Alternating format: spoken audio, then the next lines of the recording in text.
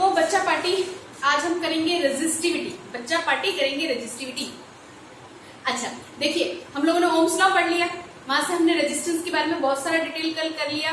मुझे पता है न्यूमेरिकल नहीं हुए, न्यूमेरिकल मैं रेजिस्टिविटी की बाद में करवा दूंगी, इकट्ठे करवा दूंगी, हर एक टॉपिक पे करवा दूंगी, ठीक है। ओके, तो आज बात कर रहे हैं हम किस चीज की, रेजिस्टिविटी की बात कर रहे हैं। कहां से आया? तो कल मैंने आपसे कहा था कि रेजिस्टेंस कुछ फैक्टर्स पे डिपेंड करता है। किस किस फैक्टर पे डिपेंड करता है? रेजिस्टेंस ऑफ द वायर, कोई कंडक्टर, कोई वायर जिसका लेंथ कितना हो, एल हो, जिसका लेंथ कितना हो बेटा, एल हो, और एरिया ऑफ क्रॉस सेक्शन कुछ हो हमारे पास, कितना गंदा बन गया, ठीक है, एरिया ऑफ क्रॉस सेक्शन कुछ हो, मान लो वो मेरे पास कितना है, एरिया ऑफ क्रॉस सेक्शन यानी मोटाई या गोलाई कितनी है, ए, ठीक है। तो जो रेजिस्टेंस ऑफ द मटेरियल या कंडक्टर जो है वो किस किस बात पे डिपेंड करेगा? लेंथ पे डिपेंड करेगा, पहली बात है ना। लेंथ ज्यादा होगा, नंबर ऑफ कोलिजन ज्यादा होंगे, तो वायर का क्या होगा, रेजिस्टेंस। बेटा जब हम रेजिस्टेंस की बात कर रहे होते हैं ना, तो क्योंकि हम करंट इलेक्ट्रिसिटी पढ़ रहे हैं तो इलेक्ट्रिकल रेजिस्टेंस की बात कर रहे होंगे। जब हम कंडक्टिविटी की बात कर रहे होंगे, इलेक्ट्रिकल कंडक्टिविटी की बात कर रहे होंगे। ये माइंड में इस चीज को सेट रखना, ठीक है। तो resistance directly proportional to the length of the wire, resistance inversely proportional to the area of cross section यानी विड्थ या थिकनेस। ओके, थिकनेस ही बोलेंगे बेसिकली। तो दो और क्या बताया था, टेम्परेचर पे डिपेंड करता है, और क्या बताया था, नेचर ऑफ द सब्सटेंस पे डिपेंड करता है कि आपने एलॉय लिया हुआ है या आपने मेटल लिया है, जो भी, ठीक है। तो इन दोनों को अगर हम कंबाइन कर दें तो हमारे पास आता है R L by A. R is proportional to L and R is inversely proportional to A. दोनों को हमने क्या किया, कंबाइन कर दिया, हमारे पास एक इक्वेशन बन गया थर्ड। ओके, तो ये प्रोपोर्शनलिटी हटेगा हमेशा, ठीक है। इसकी जगह पे हम क्या लगाएंगे, रेजिस्टिविटी। कहने का मतलब रो, आर इज इक्वल टू रो। ये ना पी जैसा ही लिखना, थोड़ा सा ना इसका टांगे थोड़ी टेढ़ी कर देना, ठीक है। अब क्या करें, सिंपल है। अच्छा, आर एच ओ रो, बहुत से बच्चे नहीं समझ पाते, आर ओ डब्ल्यू रो बोलते हैं, लेकिन उसका मतलब अलग है। ये इस सिंबल को दिखाते हैं आर एच ओ, बोलते क्या है, रो। और किसको दिखाता है, किसको दिखाता है, रेजिस्टिविटी। क्या हुआ, रेजिस्टिविटी, रोकने की क्षमता, है ना। रेजिस्टिविटी, एबिलिटी, एडजेक्टिव तो चल रहा होगा। क्या है, इसको पढ़ते क्या है, रेजिस्टिविटी, एबिलिटी, रेजिस्टिविटी। तो बेटा ये जो रेजिस्टिविटी है ना, ये प्रॉपर्टी है, प्रॉपर्टी। अरे भैया प्रॉपर्टी से कुछ और प्रॉपर्टी में से इसकी अपनी प्रॉपर्टी है। क्या प्रॉपर्टी है, देखो, रेजिस्टेंस तो हमारे पास हुआ भाई इलेक्ट्रॉन्स को फ्लो करने से जो बाधा उत्पन्न करेगा, मतलब इलेक्ट्रॉन जब फ्लो करेंगे तो जो उसके अंदर जो रुकावटें आएंगी ना, वही हमारा क्या है, रेजिस्टेंस। लेकिन रेजिस्टिविटी कुछ खास मटेरियल की हो, मतलब खास मटेरियल यानी जिसका लेंथ कितने का हो, 1। अच्छा अभी और अच्छे से करते हैं, रुको, ये यहां तक नोट डाउन कर लिया, करो। R is equal to rho L by A. बड़ा गंदा सा बनाया, पर ठीक है, बना लो इसको जो भी बना, ठीक है। ओके, तो भाई साहब, तो देखिए जी, यहां से क्या हुआ, अगर इफ लगाओ, if length of the wire is 1 metre, conductor या वायर जो भी तुमने लिया है उसकी लेंथ कितनी ली है, 1 मीटर। एक्चुअली जो तुमने वायर लिया है वो कंडक्टर होना जरूरी है, तभी आपको पता चलेगा, ठीक है। और एरिया ऑफ क्रॉस सेक्शन यानी मोटाई कितनी है, 1 मीटर का स्क्वायर। अगर दोनों को हम 1 रख दे इक्वेशन नंबर 4 में, तो क्या रेजिस्टेंस रेजिस्टिविटी के बराबर ना हो जाएगा? तो क्या ये रेजिस्टेंस है? रेजिस्टिविटी को हम रेजिस्टेंस ऑफ द मटेरियल बोल सकते हैं, लेकिन शर्त क्या है, मटेरियल कितना होना चाहिए, जिसकी लंबाई कितनी हो, 1 मीटर, जिसका एरिया ऑफ क्रॉस सेक्शन कितना हो, 1 मीटर स्क्वायर। तो ये ना प्रॉपर्टी, क्या है ये प्रॉपर्टी। रेजिस्टिविटी क्या है, किसी भी मटेरियल की क्या है, प्रॉपर्टी। सुनो और अच्छे से समझाते हैं, मिटा दें इसको, चलो।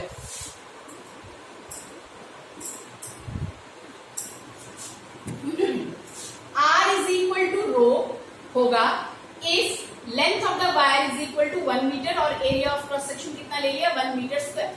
तो जैसे कॉपर है ना, रेजिस्टिविटी ऑफ कॉपर अगर हम ले तो कॉपर का होता है 1.69 इंटू 10⁻⁻8 ओम मीटर। अच्छा मैंने तुम्हें ये नहीं बताया, यूनिट नहीं बताया ना, यूनिट देखो, इसको बाद में देखना। हमने रेजिस्टेंस क्या लिया था, रो L/A, समझ में आ रहा है, ठीक है। तो मुझे किसकी यूनिट चाहिए, एसआई यूनिट कर लो, एसआई यूनिट ऑफ रेजिस्टिविटी रो। इसको भी बाद में करते हैं। देखो एसआई यूनिट ऑफ रेजिस्टिविटी अगर निकालेंगे तो रो कितना हो गया, rho is equal to R A by L, R A by L, इसी इक्वेशन में से है ना। तो रेजिस्टेंस को किसमें मेजर करते हैं, ओम, Om Om, O H M ओम, ओम शांति ओम। एरिया को मीटर स्क्वायर में, लेंथ को किसमें, मीटर में, मीटर से क्या गया, मीटर गया। तो रेजिस्टिविटी की यूनिट क्या आई, ओम मीटर। इतना समझ में आया, रेजिस्टिविटी की यूनिट कितनी आ गई, ओम मीटर। इतना नोट डाउन करो क्योंकि मुझे ये आगे समझाना है कि रेजिस्टिविटी और रेजिस्टेंस में क्या डिफरेंस है। ठीक है, नोट डाउन कर लिया, मिटा दें, ठीक है, ओके चलो। तो यहाँ पे हमारे पास क्या हुआ, हमने कहा कि हमने कोई मटेरियल लिया, कॉपर लिया, और उसकी रेजिस्टिविटी कितनी है 1.69 10⁻⁸ ओम मीटर। तो ये हमारा रेजिस्टेंस ऑफ कॉपर होगा। रेजिस्टेंस ऑफ कॉपर कितना होगा, 1.69 इंटू 10⁻⁸ ओम। ये होगा भाई, रेजिस्टिविटी हमारे पास रेजिस्टेंस के बराबर होगी, लेकिन कॉपर के तार की लंबाई कितनी होनी चाहिए, 1 मीटर, और एरिया ऑफ क्रॉस सेक्शन कितना होना चाहिए, 1 मीटर स्क्वायर। अगर ऐसा है तो रेजिस्टिविटी रेजिस्टेंस के क्या माना जाता है, इक्वल माना जाएगा। अगर लेंथ 1 है तो, और एरिया ऑफ क्रॉस सेक्शन कितना है, 1 मीटर स्क्वायर है। क्या ये बात समझ में आ रही है। तो रेजिस्टिविटी क्या है, प्रॉपर्टी। अब देखो ध्यान से सुनना, अब अगर मैंने इसी तार को खींच के डबल कर दिया, 2 मीटर कर दिया, ठीक है, तो क्या रेजिस्टिविटी पे फर्क पड़ेगा, नहीं, रेजिस्टिविटी तो फिक्स है। कितने के लिए, 1/1 के लिए फिक्स है, यानी जिसकी लंबाई 1 मीटर हो, जिसका area of cross section 1 metre square हो, उसके लिए रेजिस्टिविटी मेरी क्या है, फिक्स। तो बेशक तार को तुमने खींच के डबल कर दिया, इसकी रेजिस्टिविटी पे कोई फर्क नहीं पड़ने वाला, इतना ही रहेगा भाई, वो तो उसकी प्रॉपर्टी है, वो अचानक से बढ़ थोड़ी ना जाएगी। लेकिन हाँ, रेजिस्टेंस पे जरूर फर्क पड़ेगा, क्योंकि लंबाई ज्यादा हो गई तो रेजिस्टेंस क्या हो जाएगा, चेंज हो जाएगा। लिखा था ना, resistance directly proportional to L, क्यों, नंबर ऑफ कोलिजन बढ़ जाएंगे इलेक्ट्रॉन के, एक दूसरे से टकराएंगे तो रेजिस्टेंस क्या हो जाएगा, बढ़ जाएगा। यानी रेजिस्टिविटी पे कोई फर्क नहीं पड़ेगा अगर आप लेंथ या area of cross section change कर दो, लेकिन रेजिस्टेंस पे फर्क पड़ेगा, क्योंकि रेजिस्टेंस इन बातों पे डिपेंड करता है और रेजिस्टिविटी नहीं। रेजिस्टिविटी सिर्फ कितने के लिए फिक्स है, इतनी सी चीज के लिए जिसकी लंबाई कितनी हो, 1 मीटर, और जिसका एरिया ऑफ क्रॉस सेक्शन कितना हो, 1 मीटर स्क्वायर। क्लियर होता है, क्लियर होता है, ठीक है, ओके। फिर से और एक एग्जांपल ले लेते हैं। ओके, मैंने क्या बोला था, बेस्ट कंडक्टर कौन सा है, जिसका रेजिस्टेंस कम है, सबसे कम है, वो कौन सा है, सिल्वर। तो बेटा रेजिस्टिविटी ऑफ सिल्वर वो होती है 1.60 10⁻⁸ ओम मीटर। ये रेजिस्टिविटी है किसकी, सिल्वर की। तो ये जो है वो रेजिस्टेंस ऑफ सिल्वर भी होगा अगर वो मटेरियल कितना रह जाए, यानी कि यही तुम्हारा क्या होगा, रेजिस्टेंस, इतनी वैल्यू, ठीक है, यूनिट नहीं, रेजिस्टेंस को किस में मापते हैं, ओम। यही आपका रेजिस्टेंस ऑफ सिल्वर होगा, रेजिस्टेंस ऑफ एजी होगा अगर उस वायर की लंबाई, यानी कि जो सिल्वर का टुकड़ा तुमने ले रखा है, उसकी लंबाई कितनी हो, 1 metre, area of cross section कितने का हो, 1 मीटर स्क्वायर। यानी रेजिस्टिविटी जो है वो लंबाई बढ़ा दो, area of cross section change कर दो, फर्क नहीं पड़ने वाला, ठीक है, लेकिन रेजिस्टेंस पे फर्क पड़ेगा। ओके, समझ में आया इतना। रेजिस्टिविटी, अभी थोड़ा सा और काम कराते हैं, एक डिफरेंस लिखो, difference between resistance and resistivity.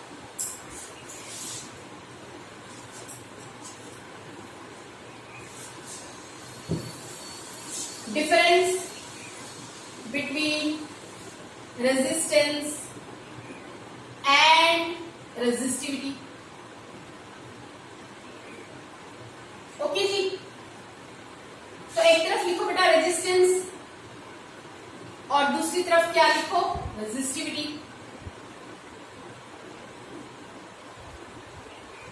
ठीक है, मेरा पेन नहीं चल रहा,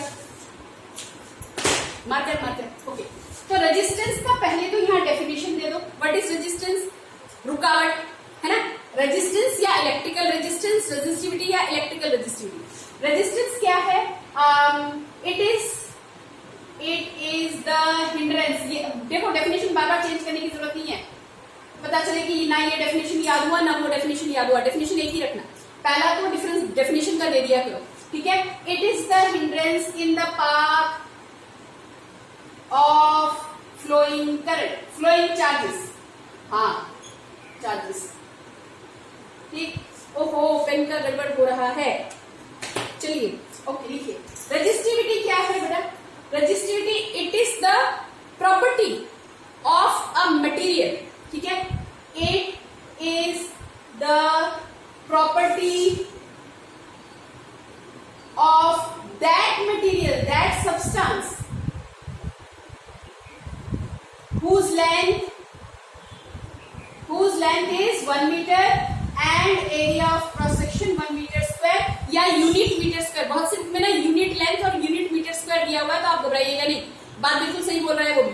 भाई यूनिट का मतलब वही तो होता है ना, यूनिट मीटर या यूनिट मीटर स्क्वायर। अच्छा बहुत सी बुक में ना क्यूबिक मीटर, भाई क्यूबिक मीटर में भी दिया होगा। अच्छा लेंथ और एरिया ऑफ क्रॉस सेक्शन को मल्टीप्लाई कर दोगे तो क्या आएगा? वॉल्यूम आएगा। तो वॉल्यूम का यूनिट क्या होता है? भाई लेंथ और एरिया को अगर आप मल्टीप्लाई कर दो, बालक लेंथ और एरिया को मल्टीप्लाई करोगे तो लेंथ के लिए मीटर यूनिट होता है, एरिया के लिए मीटर स्क्वायर यूनिट होता है, तो यूनिट कितना हो गया? Metre cube. तो बहुत सी बुक में दिया हुआ होगा it is the property of a cubic metre substance, ठीक है, तो वो भी सही है, ठीक है। भाई उसकी लेंथ कितनी है? 1 मीटर, तो ये तो क्या हो गई? प्रॉपर्टी है। और कितनी है? फिक्स है। तो क्या ये प्रॉपर्टी चेंज होगी? नहीं चेंज होगी। तो डेफिनेशन में, अच्छा ये डेफिनेशन लिखने के बाद आप ये लिख सकते हो, resistance depends on length and area of cross section, it is independent of any kind of change. Means length बढ़ा दो घटा दो, एरिया बढ़ा दो घटा दो, कोई फर्क नहीं पड़ने वाला, ठीक है। It does not depend, it does not depend on changing length और L कर लो, L और area of cross section. Resistivity change नहीं होगा क्योंकि रेजिस्टिविटी तो फिक्स है। कितने के लिए फिक्स है? 1 मीटर लेंथ और 1 मीटर स्क्वायर, ठीक है, उतने के लिए फिक्स है। अब उसी मटेरियल को तुम खींच के लंबा कर दो और बोलो रेजिस्टिविटी चेंज हो गया, तो बाबा रेजिस्टिविटी चेंज नहीं होगा। अगला तीसरा पॉइंट क्या कर सकते हो? इसकी यूनिट बना सकते हो। रेजिस्टेंस की एसआई यूनिट क्या है? रेजिस्टेंस की एसआई यूनिट ओम है। इसकी एसआई यूनिट क्या है? बाल को दिख रहा है? इसकी एसआई यूनिट क्या है? ओम मीटर है। क्लियर? ओके। अच्छा इसके बाद कुछ पॉइंट्स और करेंगे, नोट करो। तो बेटा कुछ पॉइंट्स और नोट डाउन कर लो, इसको याद कर लेना। कुछ important points to be learn. कौन कौन से इंपॉर्टेंट पॉइंट में याद रखने हैं कि resistivity is independent of its dimension. अभी भी मैंने बताया लेंथ चेंज कर दो, एरिया चेंज यानी विड्थ चेंज कर दो, area of cross section, area मतलब एरिया ऑफ क्रॉस सेक्शन की बात कर रही हूँ मैं, ठीक है ना। तो अगर आप कुछ भी चेंज कर दीजिए वायर का, क्या नहीं चेंज होने वाला? रेजिस्टिविटी क्या नहीं चेंज होने वाला? चेंज ही नहीं होने वाला, ठीक है। ओके अच्छा, रेजिस्टिविटी डिपेंड्स किस बात पर डिपेंड करता है? Nature of material of the conductor बताया था। रेजिस्टिविटी किस बात पर डिपेंड करेगा कि आपने कैसा मटेरियल ले रखा है, ठीक है, आपने मेटल ले रखा है या आपने एलॉय ले रखा है। कल की क्लास में भी बताया था, वही चीज है। तो ये वाला पॉइंट लर्न करो कि रेजिस्टिविटी किस बात पर डिपेंड करता है कि nature of the material of the conductor and temperature of the conductor. तो अगर दिमाग घूम जाए कि मैडम आपने तो कल ऐसा कुछ नहीं बोला था, तो भी ऐसा सुनो, अभी बताते हैं। फिर टेम्परेचर अगर बढ़ा भी दोगे ना तो भी ये झिल जाएगा। देखो मैं बताती हूँ, ठीक है, बता दी, बस इसको नोट डाउन करो। टेम्परेचर ऑफ कंडक्टर, ठीक। If resistivity is low for some material then it is a good conductor. अगर रेजिस्टिविटी कम है यानी रेजिस्टेंस किया जा रहा है वहां पे कम, तो वो कैसा कंडक्टर होना चाहिए? गुड कंडक्टर, या इसको हाई कंडक्टिविटी बोल सकते हैं। Low resistance, low resistivity, high conductivity, ठीक है। Okay, resistivity of alloys are much more higher than those of a pure metal. Pure metal के मुकाबले एलॉय जो होते हैं उनकी रेजिस्टिविटी क्या होती है? ज्यादा होती है, ठीक है। इसीलिए इनको हीटिंग एलिमेंट की तरह यूज किया जाता है। जैसे आपका इलेक्ट्रिक आयरन हो गया, टोस्टर हो गया, ठीक है, इनमें हम हीटिंग फिलामेंट जो होता है ना, पत्ती सी बिछी हुई होती है, वो किस चीज की बनी होती है? एलॉयज की बनी होती है। अब इसके दो कारण लिखो क्योंकि 1 मार्क में पूछा जाता है, ठीक है। ऐसा क्यों? रेजिस्टिविटी जिनकी हाई है उन्हीं को हम क्यों हीटिंग एलिमेंट की तरह यूज करते हैं, और रेजिस्टिविटी हाई किसकी है? एलॉयज की, ठीक है। बिकॉज एलॉय लाइक नाइक्रोम बताया था, निकल, क्रोमियम, मैग्नीज एंड आयरन, ठीक है। Nichrome has very high resistivity बेटा हाई रेजिस्टिविटी है तो उसका रेजिस्टेंस भी क्या होगा, high, and produce a lot of heat. भैया रेजिस्टेंस का हीट के साथ एक रिलेशन मैं करवाऊंगी अगली क्लास में, H जो हीट होता है दैट इज I²R/T, यानी कि सीधा सीधा हीट जो प्रोड्यूस हो रहा है ना वो रेजिस्टेंस पे डिपेंड करता है। तो हाई रेजिस्टिविटी होने का मतलब रेजिस्टेंस हाई की बात कर रहे हैं, ठीक है। तो हाई रेजिस्टिविटी जिनका होगा वो क्या होंगी, इतना काफी सारा हीट प्रोड्यूस कर सकती है, ठीक है। और काफी सारा हीट जब प्रोड्यूस करती हैं तो ये ना ऑक्सीडाइज नहीं होती, एयर के साथ ऑक्सीजन लिया, ऑक्सीडेशन रिएक्शन पढ़ाया हुआ है ना, तो ऑक्सीडाइज नहीं होती। नाइट्रॉन डज नॉट अंडरगो ऑक्सीडेशन, या ऑक्सीडेशन होने का मतलब क्या, बर्न हो रहा, ठीक है, burn easily even at high temperature. अगर बहुत ज्यादा टेम्परेचर भी हो गया, मैंने क्या बोला था, कोई लेना देना नहीं, मतलब अगर हाई टेम्परेचर भी हो गया तो भी ये क्या करता है, झेल जाता है, वो ऑक्सीडाइज नहीं होता। इसी वजह से बिल्कुल रेड हॉट होने के बाद भी वो टूटता नहीं है, ठीक है, जलता है। नाइक्रोम एलॉय जो है उसको हीटिंग एलिमेंट की तरह से क्यों यूज किया जाता है, इसलिए यूज किया जाता है कि एक तो उसका रेजिस्टेंस ज्यादा होता है, तो उसका हीट जो प्रोड्यूस करेगा वो भी क्या होगा, ज्यादा, और आसानी से ऑक्सीडाइज नहीं होगा, यानी जल नहीं जाएगा, टूट नहीं जाएगा। तो इसलिए भी टेम्परेचर बढ़ा दो, टेम्परेचर अगर बढ़ भी जाए तो इससे कोई फर्क नहीं होगा, ठीक है। बात समझ में आई, इतने सारे पॉइंट्स लर्न करके रख लेना, ठीक है। न्यूमेरिकल